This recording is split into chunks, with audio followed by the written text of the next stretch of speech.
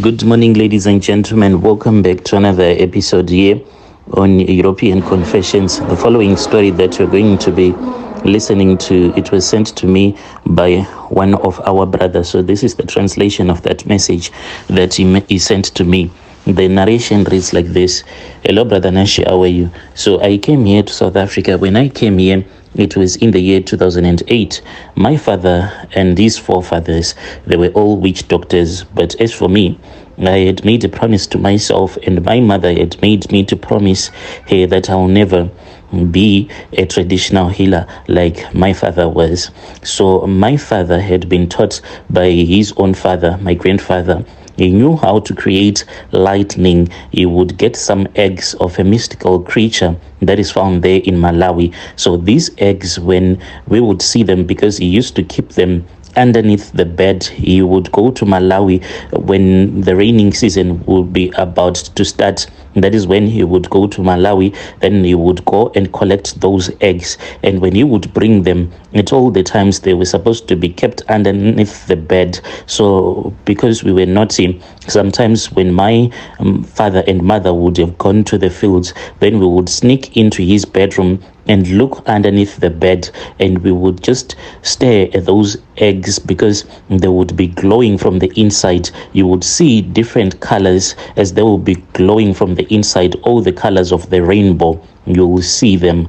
My father then ended up murdering my mother, and this is how he murdered my mother. My mother had gone for this other church conference against the wishes of my father. So at that time, my mother had told us that she had started going to church because she wanted my father to stop being a witch doctor, because she was now thinking about the next life. She said that she did not want my father to end up in hell, just like our own grandfather. So this scared me and my siblings when we were told that my grandfather was now in hell because he was a witch doctor. So my mother kept on going to church in secret. So it then happened that my father was then called to Harare because there was this other family that wanted him to strengthen their new house. So when my father went there, my mother then found the opportunity to go to that church conference. Unfortunately, my father then returned on that same day when my mother had gone to her church conference. So when my mother returned back home, my father waited for my mother to fall fast asleep. He then took a spear and just stabbed my mother whilst she was sleeping on their bed. And this was after she had given her life to Christ. So my father then got arrested because he went to the village headman and told the village headman that he had actually murdered his own wife. But the problem was that my father was the one who used to strengthen the village headman, like according to our Shona culture, So when my father went to report himself to the village headman, and then the village headman told the chief, then the police were sent. But the problem was that my father was the one who had strengthened the chief, because in the chieftainship, but the problem was that my father was the one who had actually strengthened the chief so that he can be made to become a chief, because they were fighting for the chieftainship. So after my father had gotten arrested, people were saying that he was going to get released very soon. So my father got arrested and he was taken to the holding cells. When the people went to, so when it came time for my father to be taken to court, on the day when my father was taken to court, we were told that my father's sister, she then went into the bushes and she did some poo. After she had done some poo, she then took a spoon, a wooden spoon. She then scooped her own poo and she just placed that poo underneath her tongue. So she went into the court with the poo in her mouth underneath the tongue. The judge then said that there was no evidence against my father, even though my mother was found dead by the police in his bedroom with a spear in her stomach. Even though there were witnesses, but people were afraid to come forward because my father was a very powerful witch doctor. Then after my mother had been buried, my mother's spirit would wake up, but my father will trap her spirit, and my father will keep her spirit in a glass bottle that was always in his consultation room. And this made me to hate him, because I then started to have a lot of dreams. In my dreams, I would see my mother's spirit in my dreams encouraging me to pray, and she will tell me that she had fought her own battle and now she was in a nice place. And she kept on telling me that I had to pray and I should not have any dreams of becoming a witch doctor like my own father and his father before him. So it then happened that after I had wrote my O-level exams, that was when I thought of coming to South Africa. When I came to South Africa, I finally got the chance to be a Christian. I started to go to this other South African Pentecostal church, where I met this very beautiful Xhosa woman who was the same age as I was, but she had 2 kids. Me and her, we fell in love because she said that I was really responsible. In the year 2009, in December, I gave her my bonus money that my boss had given me. She went into town, then she bought her kids' clothes, and we started staying together at her parents' house, which is in Rustenburg. And whilst we were staying there, then we were told to build our back room. So we built our back room. I was the one who built our 2-roomed back room, since I was now a bricklayer, because when I came here to South Africa, I started working for this other construction company, and within a year, I had managed to learn how to become a bricklayer. So she then asked me to renovate her parents' house, and this I did for free. It was in the year 2010. She then came back home excited because she had passed her matric, because when I met her, she had no matric, and I started to push her from the time that I came to South Africa for her to go back to school, to take full advantage of the opportunities that she could get as a South African. I thought that if I was going to upgrade her, then she would also upgrade me, since she was an innocent Christian and a devoted mother. So I thought that if I was going to upgrade her, then one day she was going to remember all the good that I had done for her.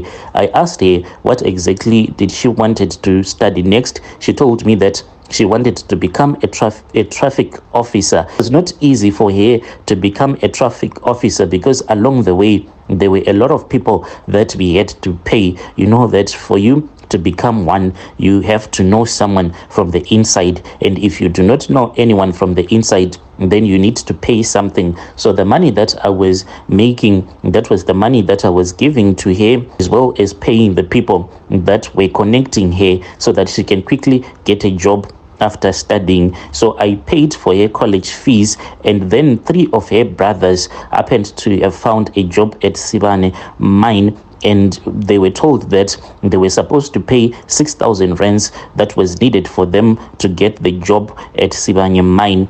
And I paid for 3 of her brothers, including one of her cousin sister. All of them, I had to pay 6,000. When I was doing this, it was not because I had a lot of money.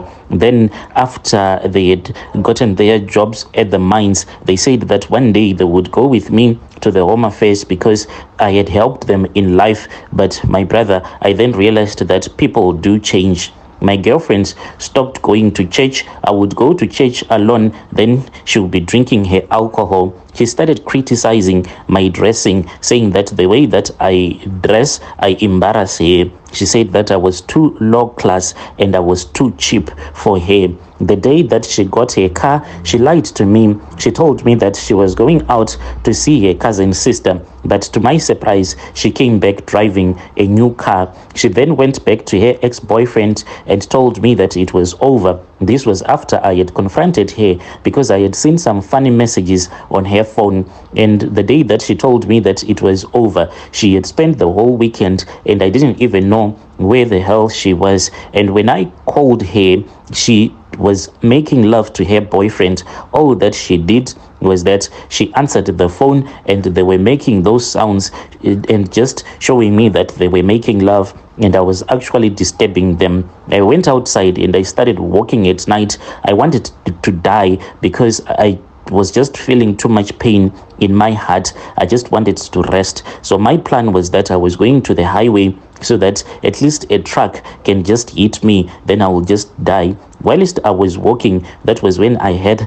the voice of my father calling me back home. I then returned back to her parents' house and I took her dirty underwear, because this woman, she had a weakness of only washing her underwear only after she had noticed that she has no underwear left to wear that will be clean. So I collected them all and I returned back home. Then me and my father, we then did the ritual using a turkey at our compound. My father used to keep a lot of livestock, including a lot of turkeys. So he told me to take one turkey, the one that had the most saggy skin on its neck, because he wanted to use that saggy skin to curse this woman that had used me in South Africa. My father then took one of the underwear that once belonged to my ex-girlfriend and started to mix that underwear with the slaughtered turkey. Me and my father, we then went to the river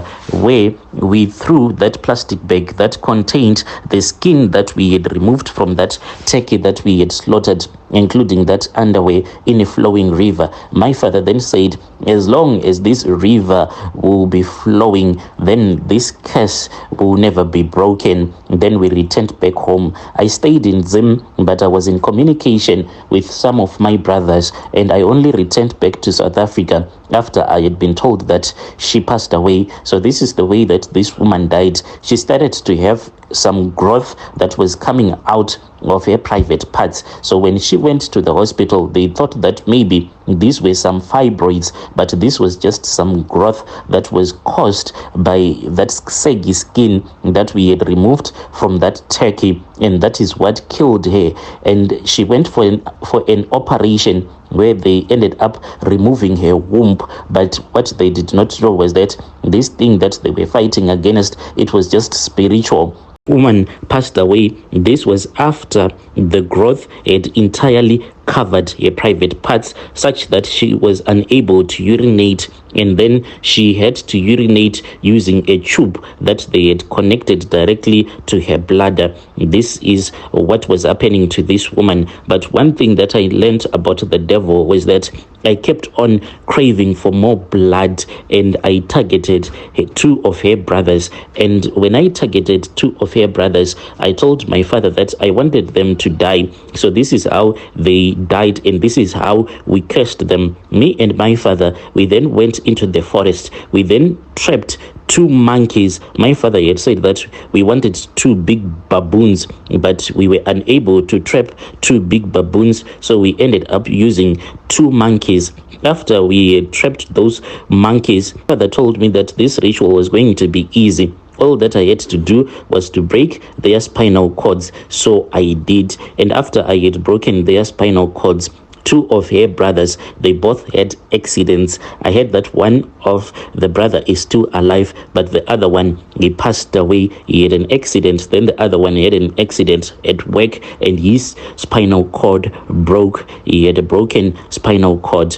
And after I had done all of this, I kept on having a lot of dreams, seeing my mother. And my mother was sad, and she kept on telling me that with this thing that you are doing, you are going straight to hell. Me and my father right now, we do not even speak with each other. He has disowned me, and he said that I am not his son. He said that when things were okay, you had forgotten about me, and you thought that your Jesus was going to rescue you. But look what your Jesus did to you. He made you to meet this woman who ended up using you. And after that woman had used you, you returned back to me, to your ancestors.